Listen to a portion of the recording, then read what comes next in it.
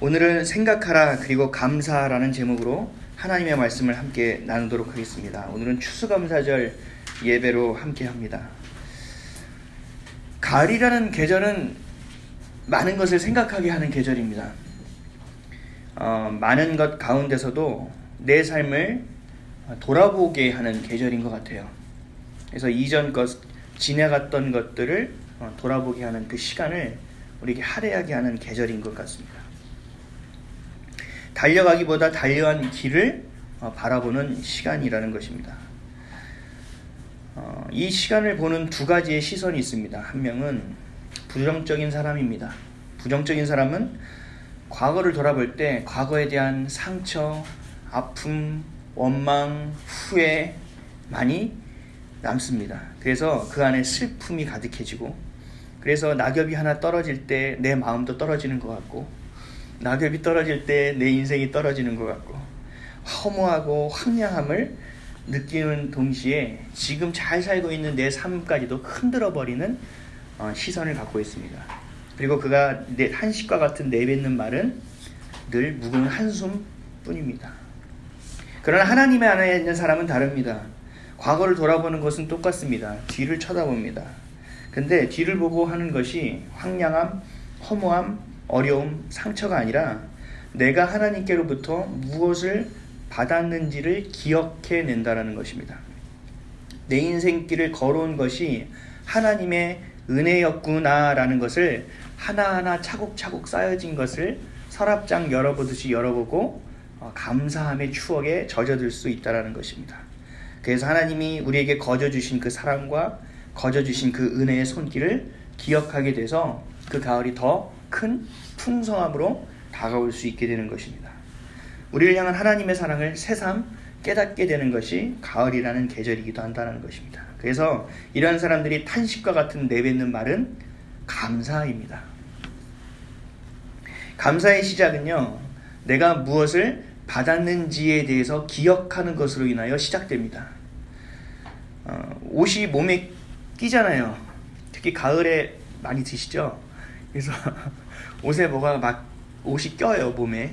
그러면 무슨 생각을 하십니까? 아휴, 살 빼야지. 늙어서 그래. 살이 잘 안 빠지네. 혹시 이렇게 생각하십니까? 아니면 이런 사람들이 있어요. 몸에 끼면 내가 그때 먹지 말았어야 될 걸 먹었어. 그 과자를 사지 말았어야 했는데 샀어. 땅콩이 몸에 좋다고 해서 3개씩 먹었어야 되는데 그걸 그렇게 쳐넣었으니 살이 안 찌고 배겨? 이러면서 자신을 생각하게 되는 거죠. 그리고 또 어떤 사람들은 생각해요. 이게 대대로 물려 내려오는 이 저주받는 몸, 이 통뼈를 어떻게 할 거야? 라고 생각해야 되죠. 그러나 하나님 안에 있는 사람들은 55매 낄 때 이런 생각을 합니다. 내가 정말 잘 먹고 잘 살고 있구나 라는 생각을 하게 됩니다. 그리고 감사할 수 있게 됩니다. 어떤 사람들은 또 그래요. 세금 낼 게 많다는 사람들이 있어요. 제가 사업하는 후배나 이렇게 만나보면 세금 얘기들을 참 많이 하더라고요. 세금 낼 것이 많아지면 다들 하는 얘기가 뭐냐면 우리나라의 조세 제도가 잘못됐다라고 얘기합니다. 그래서 이거를 어떻게든 뜯어 고쳐야 된다. 그리고 내가 미쳤지. 지난번에 하필이면 내가 왜 정직하게 신고를 하는 바람에 이게 아다리가 안 맞아. 그러면서 괜히 내가 정직하게 신고했어. 라면서 과거를 돌아보는 사람들이 참 많더라고요. 근데 우리 하나님 안에 있는 사람들은 이렇게 생각합니다. 내가 참 많은 일을 했구나. 우리 회사가 정말 많은 일을 했구나. 매출이 많았구나라고 생각하며 감사할 수 있어야 된다는 것입니다. 다음에 낼 때는 줄여야지. 이게 아니라 감사할 수 있는 마음이 우리 가운데 있어야 된다는 것입니다. 주차장이 꽉 차면 어떻게 생각하십니까? 저는 그 빌라에 살 때, 지금 살 때는 참 이사 와서 가장 좋은 것 중에 하나가 지하에 차를 댈 수 있다는 것이고요. 그리고 언제든지 오면 자리가 있다는 것입니다. 빌라에 살면요, 새벽 기도를 나가야 되는데 앞뒤로 제 차를 다 막아버려서 새벽 4시에 일어나가지고 발을 동동동동 그리고 그 저녁에 또 얘기했는데 또 그렇게 세워져 있고, 또 밖에다 세웠는데 그 밖에 또 세워놓고, 그래서 제가 그 힘든 내리막길을 전속력으로 4시에 뛰어내려가던 일이 기억납니다. 그때 생각했어요. 차는 왜 이렇게 많아가지고 못 사는 동네. 차는 부지런하게 하나씩 다 있어가지고 화가 막 여기까지 막 치밀으면서 뛰어갔던 기억이 나요. 그러나 또 어떤 사람들은 그죠. 아유 진짜 여자들이 뭐 차가 필요해가지고 차를 집에서 2대씩이나 가져가지고 이 차가 포가 돼가지고 이런 사람들도 있습니다. 네, 믿는 사람들은 주차할 자리가 없을 때 이렇게 생각해야 됩니다. 아, 내가 차가 있구나. 하나님이 나에게 차를 주셨구나 라고 생각하면 우리가 또 감사할 수 있게 된다는 것입니다. 아침에도 일어나기가 너무 힘듭니다. 그렇죠? 일어날 때 짜증나요. 내가 오늘 하필이면 아침에 약속을 해가지고 힘든데 오늘따라 왜 그랬을까? 그럴 때 우리는 생각해야 될 것이 내가 살아있음에 감사해야 되는 것이고, 내가 할 수 있는 일이 있음에 감사해야 되는 것이고, 내가 갈 수 있는 곳이 있음에 감사할 수 있어야 된다는 것입니다. 이것이 부정적인 생각에서 긍정적인 생각으로 넘어오는 거예요. 근데 우리 믿는 사람들은 여기 수준에서 머물러서는 안 됩니다. 부정적인 생각에서 긍정적인 생각에 넘어와서 이 긍정에서 또 넘어야 됩니다. 옮겨와야 됩니다. 그게 뭐냐면 감사입니다. 부정에서 긍정으로 넘어올 때는 중심이 나에게 있습니다. 그러나 긍정에서 감사로 넘어올 때 우리의 중심은 하나님께로 옮겨오기 때문에 그렇습니다. 세상 사람들도 긍정이라는 것은 압니다. 그래서 긍정적인 사고를 외칩니다. 좋은 생각을 해야 된다고 얘기합니다. 그래야 병이 들지 않는다는 것도 증명되고 있어요, 과학적으로. 근데 우리는 그것을 넘어서야 됩니다. 하나님에 대한 감사를 통하여 우리의 주권이 하나님에 있음을 기억하고 우리가 하나님의 자녀로서 하나님이 책임져 주신다는 것을 믿어내야 되는 것이 우리 가운데 있어야 된다는 것입니다. 그 감사가 우리 안에 있을 때 우리는 놀라운 변화를 경험할 수 있다는 것입니다. 제가 이 감사를 하지 못할 때가 있어요. 그래서 생각에 꼬리에 꼬리를 묻니다. 그래서 생각하다 보면 3시가 지나고 4시가 지나요. 이걸 어떻게 해야 되지? 이걸 어떻게 해야 되지? 고민하다가 결론을 냈어요. 더 이상 생각에 꼬리에 꼬리를 물면 안 되겠구나. 이거를 끊어내야 되겠구나라는 생각을 하게 됐어요. 이 생각의 고리가 어디서부터 오는지를 생각해 봤더니 걱정에서부터 오더라고요. 그 걱정에서부터 오는 걸 생각했더니 이 걱정이 걱정할수록 커지더라고요. 근데 걱정이 커지면 옷을 갈아입더라고요. 얘네가 두려움이라는 옷으로 갈아입습니다. 아직 일어나지도 않은 일에 대해서 나도 모르게 두려워하기 시작합니다. 그래서 더 불안해지기 시작합니다. 그래서 하나님이 주신 것들을 잃어버리기 시작한다는 거죠. 그러나 감사는 하나님의 은혜를 기억하는 것이기 때문에 이런 것들을 끊어낼 수 있는 귀한 역할들을 감당해낸다는 것입니다. 그것을 오늘 알아볼 것입니다. 헬렌 켈러라는 사람을 아십니까? 헬렌 켈러? 모르는 사람은 없죠. 이 여인이 책을 썼는데요. 몇 권 썼더라고요. 그 중에 3일 동안만 볼 수 있다면 이라는 책이 있습니다. 잘 모르시죠? 근데 이 책에서 헬렌 켈러가 이렇게 고백을 해요. 내가 만약 3일이라는 시간 동안 앞을 볼 수 있게 된다면 첫날은 나를 가르치고 나에게 삶을 알려주신 설리번 선생님을 만날 것이다. 둘째 날은 새벽에 동이 트는 모습과 저녁에 빛나는 별을 보고 싶다. 마지막 셋째 날에는 출근길을 걷는 사람들의 활기찬 모습을 보고 극장에서 영화를 보고 집으로 돌아와 3일 동안 눈을 뜨게 해주신 하나님께 감사 기도를 드리고 싶다 라고 말했습니다. 우리가 볼 때 이 3가지 소망이 어려운 소망입니까? 너무나 평범하죠. 별로 신경 쓰지도 않는 것들 있죠. 동이 트든지 말든지, 그렇죠? 그런 생각을 할지도 모릅니다. 우리의 이 설리반이 이 헬렌 켈러가 생각하는 이 소망은요 너무나 평범하다라는 것이죠. 근데 저는 이 글을 읽으면서 눈물이 핑 돌더라고요. 정말 나는 많은 것을 가지고 있는데 이 사람이 소망하고 있는 것을 나는 언제든지 맘만 먹으면 할 수 있는 건데 참 많은 것을 놓치고 살고 있다라는 생각을 다시 한번 하게 됐어요. 그러면서 광야 가운데서 돌면서 주신 것에 감사하지 못하고 불평하고 불순종하며 오만방자하게 살아왔던 그 이스라엘 백성의 모습이 나의 모습이라는 것을 보게 됐습니다. 주신 것에 대해서 감사하지 못하고 그 감사도 그냥 표면상에 머물고 내 안에 깊이 있는 감사가 별로 없었구나. 그럴 때마다 불평하고 그럼 이 불평이 왔을 때 그것을 자꾸 쳐내려고 하고 감사에 옮겨오려고만 했지 정말 이 안에서의 처음부터 감사가 쏟아넣어준 적이 내가 얼마나 있느냐라는 것을 제가 생각하게 됐습니다. 사도 바울은 예수 그리스도 외에는 내게 아무것도 필요 없다라고 고백합니다. 오직 예수 그리스도만을 경배하기를 원한다는 고백을 하고 있어요. 나는 언제쯤이면 이런 고백을 할 수 있을까? 불평은 감사를 흩어버립니다. 그리고 원망은 내 영혼을 갉아먹어버립니다. 잠언 15장 13절에 마음의 즐거움은 얼굴을 빛나게 하여도 마음의 근심은 심령을 상하게 하느니라. 그래서 우리는 감사를 해야 된다는 것입니다. 근데 이 감사가 잘 안 돼요. 그래서 오늘은 어떻게 하면 늘 감사할 수 있을까? 이 감사가 내 불안과 염려를 덮고도 남음의 역사가 있으려면, 그러한 삶을 살려면 어떻게 할 수 있을까라는 말씀을 가지고 함께 은혜를 나누도록 하겠습니다. 첫째로 감사함으로 하나님께 늘 아뢰는 기도가 되어야 합니다. 어제 뉴스를 봤어요. 제 아내가 뉴스를 가르쳐 주더라고요. 여러분 놀라지 마십시오. 장기동에서 로또 1등 당첨자가 나왔습니다. 사실입니다. 리얼입니다. 놀라셨죠? 저도 그 얘기를 듣고 저는 아니야 됐어요. 왜냐하면 저희 장인어른이 로또를 굉장히 자주 사시거든요. 근데 입원해 계셔서 못 사셨어요. 그래서 이게 아쉽다. 저도 모르게 무의식 중에 그런 생각이 나왔어요. 그러면서 제가 탄식과 같이 기도했어요. 하나님, 제가 원래 별로 이렇게 부러워하는 성격이 아닌데 이거 진짜 부럽습니다. 라고 저도 모르게 그런 생각이 났어요.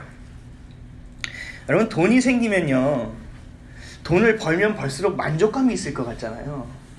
근데 신기한 게 돈은 우리를 만족하게 할 수 없어요. 나는 그만큼 만져보고 얘기할래.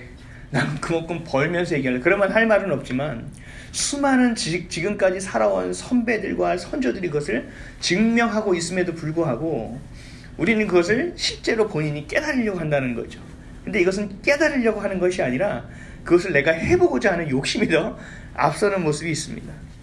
결국은 돈은 우리를 만족시켜줄 수 없습니다. 제가 재작년에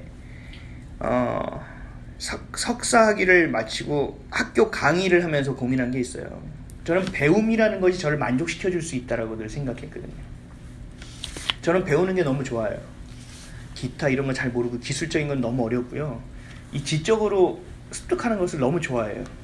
그래서 제가 잘 모르는 것들을 깨닫게 될 때 정말 환희를 느낄 정도로 저에게 그런 모습이 있더라고요. 그래서 공부를 계속 하고 싶었어요. 그리고 좀 새로움을 더 깨닫고 싶었어요. 그리고 공부를 더 하면 학교에서 강의할 수 있는 길이 또 열려질 수 있었어요. 그러던 중에 학교에서 제가 강의한 강의 평가도 교양학부에서 전체 1위를 했어요. 그래서 나 가르치는 데도 은사가 있구나. 그럼 공부도 배우고 가르치고 이거 너무 좋을 것 같다. 나를 만족시킬 수 있다는 생각이 들었어요. 근데 그래서 본의 아니게 목회를 해야 되는지 학교 강의를 계속 배우면서 해야 되는지를 결정해야 되는 때가 있었어요. 근데 그때 저는 제 만족을 택하지 않았습니다. 왜냐하면 배우면 배울수록 그것이 채워진다고 생각하지만 그것의 끝은 없다라는 것을 제가 알기 때문에 그래요.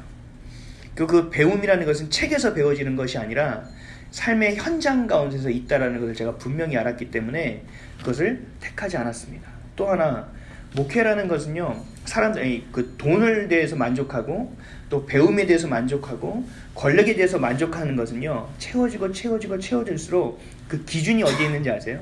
내가 1억만 벌면 되는데 내가 10억까지만 100억까지만 이러다가 나중에는 그 기준이 사라져 버립니다. 그러면서 그 기준이 상대적인 기준으로 바뀌어버려요. 뭐냐면 다른 사람을 쳐다보는 거죠. 내가 1억만 벌면 충분할 거라고 생각하는데 옆에 보니까 연봉이 2억이네? 1억으로 안 되겠네? 조금만 더 벌어야겠다. 상향시켜야겠다. 그 차를 샀어요. 너무 좋아. 야, 우리 너무 행복하지 않냐? 가죽 시트를 빼고 이거 완전 에어백 둘렀어 막 이러면서 너무 좋아. 색깔도 참 잘 빠졌어. 만족해요. 근데 지나가는데 옆집에서 누가 내리는 차에서 내리는 좋은 외제차가 내리는데 옆집 사람이에요. 갑자기 이 차의 만족도가 확 떨어지기 시작합니다. 집에 이사 왔어요. 어우, 옛날 살던 집에 비하면 뭐 대궐이야. 너무 좋아. 와, 단지도 있고 나무도 있고 막 주차장 좋고. 근데 옆에 단지에 이사한 데를 놀러 갔어요. 뭐야, 같은 평수에 이렇게 잘 빠졌어. 어머, 여기는 다시 다 고쳐놨네. 너무 좋은데? 기준점이 상대적인 기준으로 바뀌는 바람에 우리는 만족감을 찾아볼 수가 없다는 거죠. 근데 하나님 안에 거할 때는 우리에게 절대적인 기준이 생깁니다. 하나님의 진리라는 절대적 기준, 하나님의 사랑과 기쁨과 평안이라는 절대적인 기준이 우리 가운데 채워짐으로 인해서 상대적으로 비교하는 것이 사라진다는 거예요. 결국은 우리 안에서 만족감을 누릴 수 있는 것들이 우리 안에 많이 생길 수 있다는 것입니다. 여러분, 성공하기를 원하시잖아요. 행복하기를 원하시잖아요. 그거는 많이 버는 데 있는 것이 아닙니다. 많은 것을 채워지고 많은 것을 소유하는 데 있는 것이 아닙니다. 여러분들의 기준점이 어디 있느냐에 따라서 달라지는 것입니다. 그래서 움직일 것이 아니라 온전한 것에 여러분들의 기준을 맞추며 살아갈 수 있어야 되는 것입니다. 여자들이 남편에게 바가지를 긁어요. 바가지 긁는 가장 큰 이유가, 전 전에 교회 있을 때 가정사역을 하니까 저를 앞에다 놓고 부부싸움을 합니다.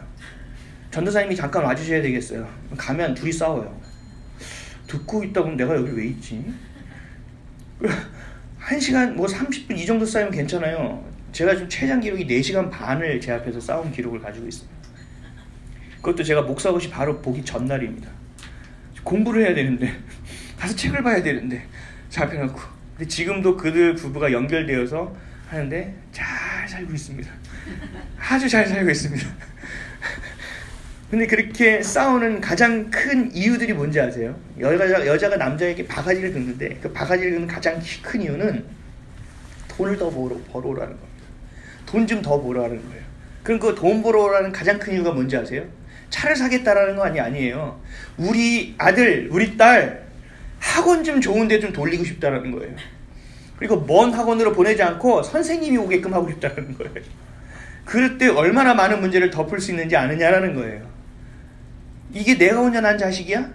당신 자식이잖아. 이러면서 바가지를 긁기 시작한다는 거예요. 그럼 남자는 그걸로 만족을 못하는 여인이구만. 그래서 더 벌려고 노력할 수도 있고, 아니면 마음의 문을 닫을 수도 있겠죠.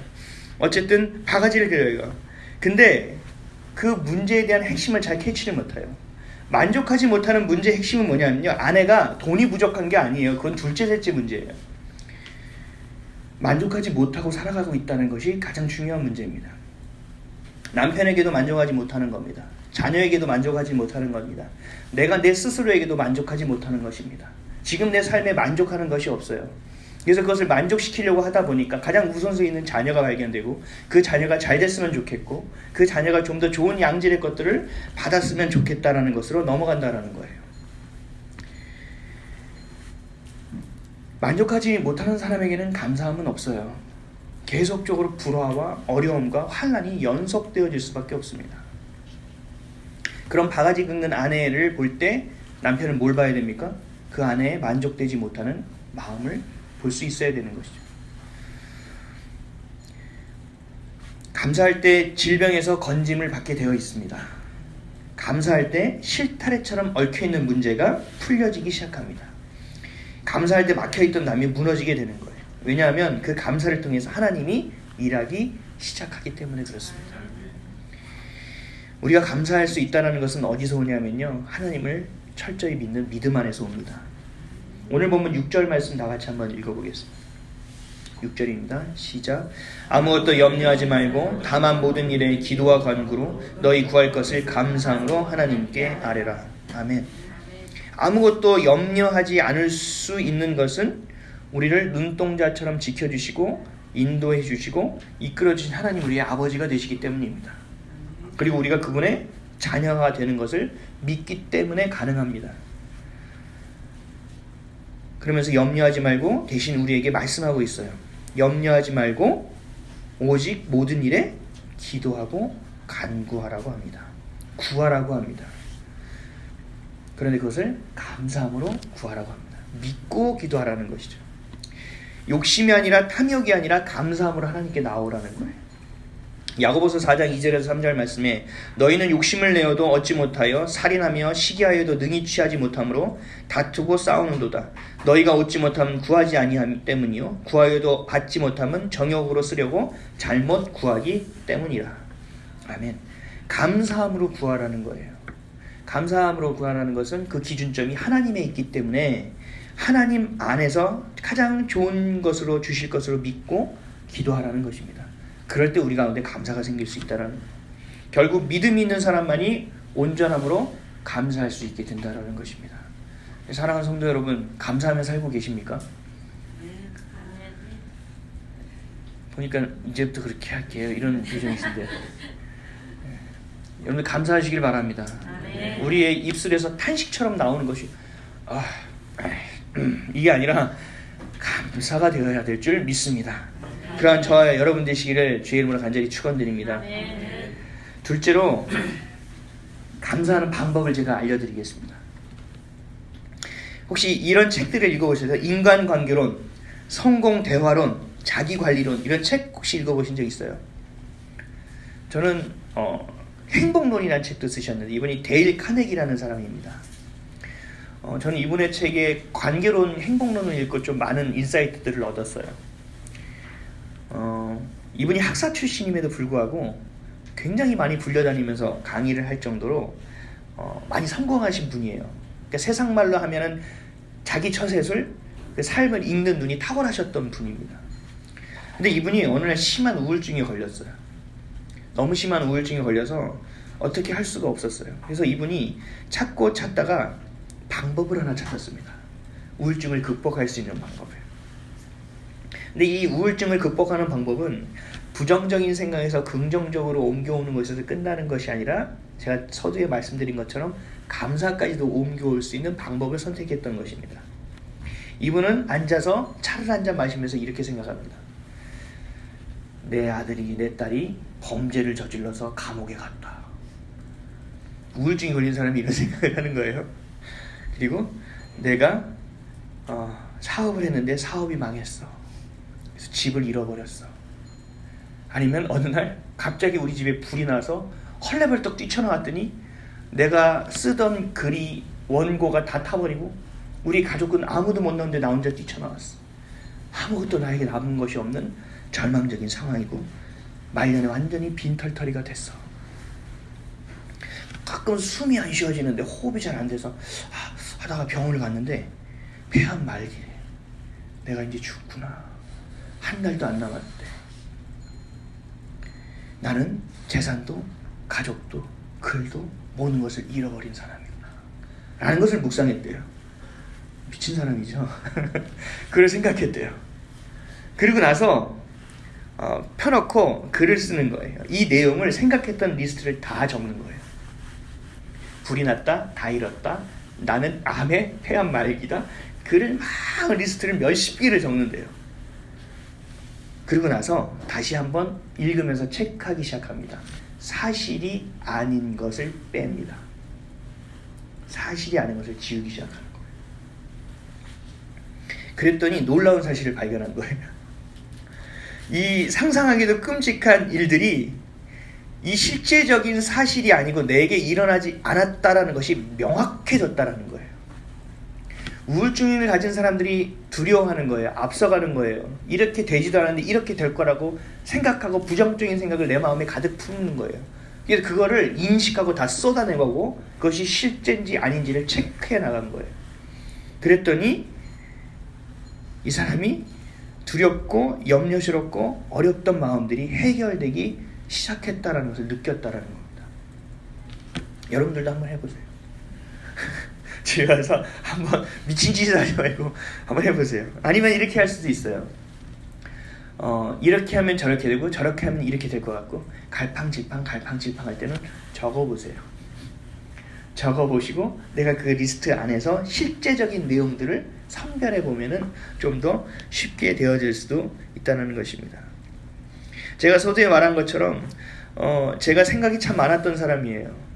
한번 생각하면 뭐 2시간, 3시간은 후딱이에요. 그래서 누가 한마디를 하면 거기서 수십 가지의 갈래가 생각이 나오는 거예요. 이 사람이 이렇게 얘기했어요. 그러면 그 생각을 그대로 액면으로 받아들이지 못하고 그때 표정이 살짝 안 좋았어. 그러면 이 말은 내가 생각하는 A가 아니고 B일 거야. 근데 그때 그 상황을 보면 B는 아닌 것 같은데 C인가? 이러면서 예예요. 그런 생각들이 계속적으로 나오는 거예요. 그러니까 이게 시간이 지나면 지날수록 더 어려운 마음들을 품게 된 거죠. 그래서 이것을 어떻게 끊을까 하는데 그 안에 가장 중요하고 나를 힘들게 만들었던 불안, 두려움을 찾아내야겠다라는 생각을 했습니다. 이 데일 카네기처럼은 아니었지만 내게 무슨 문제 때문에 이런 두려운 문제들이 계속적으로 있을까라는 생각을 하게 됐어요. 그래서 생각해 보니까 참 신기하더라고요. 두려움과 불안이요, 아직 일어나지 않은 것들이 대부분이더라고요. 나에게 두려움을 가져다주고 나를 불안하게 하는 것들이요, 아직 벌어지지 않은 일이라고요. 근데 그것이 임박한 일에 대해서 내가 두려워하고 내가 불안해하고 있더라고요. 실제적으로 그러한 일이 일어났을 때를 보면 두려운 마음은 없어요. 이걸 어떻게 해야 되지라는 생각이 들지. 이걸 어떻게 해결해야 되지? 라는 생각만 들지 두려웠고 불안한 마음이 사라지게 된다는 것입니다. 그래서 그 다음부터는 이 두려움이라는 것을 내가 걷어내야 되겠구나. 실제적으로 아직 일어나지 않은 일에 대해서 생각을 끊어버려야 되겠구나. 내일 일은 내일 염려하라고 말씀하셨듯이 여기 있구나 라는 생각을 하고 두려움을 걷어내기 시작했습니다. 아직 있지 않은 일도 빼내기 시작했어요. 우리 다들 찌개 끓일 때 뭐 하시죠? 거품을 걷어내시잖아요. 그렇듯이 생각할 때 그 두려움과 불안, 아직 일어나지 않은 일들에 대한 것들 거품을 제가 덜어내기 시작했습니다. 그랬더니 더 명확해지더라고요. 실제와 그렇지 않은 것들이 분별이 되기 시작했습니다. 쓸데없이 소모되는 에너지를 줄이게 됐다는 것입니다. 돈 베이커라는 사람이 감사요법이라는 책을 썼습니다. 그 사람이 이렇게 얘기합니다. 감사는 환경을 변화시키지는 못하지만 삶의 태도는 변화시킵니다. 사랑하는 성도 여러분, 감사라는 것은요, 내 생각이 세상 밖으로 스며 나오는 거예요. 내 생각이 불안과 두려움을 가지고 있으면요, 그것이 스며 나오는 것이고요. 내 안에 걱정이 있으면 세상 밖으로 그것이 스며 나오는 거예요. 내 안에 감사가 있을 때 내 삶에 세상 가운데로 내 삶이 스며 나오는 것이 바로 감사예요. 결국은 감사라는 것은요, 그냥 나오는 것이 아니라 습관적인 태도 안에서 비롯된다는 거예요. 문제가 생길 때마다 방법을 찾기보다 우리가 하나님 앞에 나아가는 모습이 굉장히 자연스럽고 그것이 습관이 되어야 되는 것처럼 우리에게도 감사라는 것이 그러한 습관이 되어야 된다는 것입니다. 데살로니가전서 5장 18절에 범사에 감사하라, 이것이 그리스도 예수 안에서 너희를 향하신 하나님의 뜻이니라. 아멘. 범사에 감사라는 것은 우리와 늘 함께 하신다라는 하나님의 약속의 확증이에요. 너희가 감사할 수밖에 없을 것이다라는 거예요. 왜냐하면 내가 이 모든 것들을 책임져주신 너희 아버지이기 때문에 그렇다는 것이고, 내가 너의 필요를 반드시 채워주는 분이라는 것을 우리에게 얘기해 주는 것입니다. 감사함은 하나님의 주권을 인정하는 것이고 그 품에 거하는 것이고, 그러므로 우리가 세상에서 알지도 못하고 가질 수 없는 기쁨과 평안을 누릴 수 있는 가장 초석이 되는 것이 바로 감사라는 것입니다. 그래서 우리가 범사에 감사하라는 것은 우리에게 주신 하나님의 뜻이 되어진다는 것입니다. 오늘 보면 7절 말씀 다 같이 한번 읽겠습니다. 7절이요. 시작. 그리하면 모든 지각에 뛰어난 하나님의 평강이 그리스도 예수 안에서 너희 마음과 생각을 지키시리라. 아멘. 믿음을 통해서 감사함으로 하나님께 나아갈 때 하나님이 우리 생각과 우리의 마음을 지켜주신다는 거예요.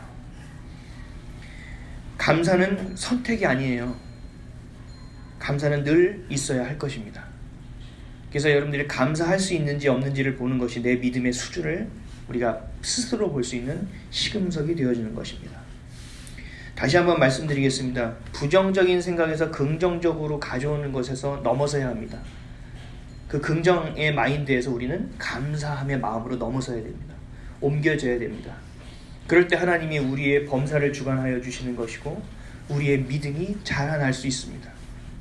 범사의 주님을 인정하는 것이고 범사의 주님의 주권을 우리가 인정하는 것이 바로 범사에 우리가 감사하는 것이 된다는 것입니다. 하나님을 생각하세요. 그러면 우리는 감사할 수밖에 없습니다. 그리스도를 생각하면 생각할수록 우리 안에서 나오는 것은 감사밖에 없습니다. 우리와 늘 함께 하시는 성령님을 내가 기억하고 동행하면 할수록 내 안에서 스며나오는 것은 감사함밖에 없다라는 것입니다. 그래서 우리를 향한, 우리가 살아갈 수 있게 하는 어떤 환경 가운데서도 평안을 갖고 기쁨을 잃지 않고 살아갈 수 있는 가장 큰 이유가 되는 것입니다. 그래서 늘 감사함에 젖어 살아가는 저와 여러분 되시기를 주의 이름으로 간절히 축원드립니다. 기도하겠습니다.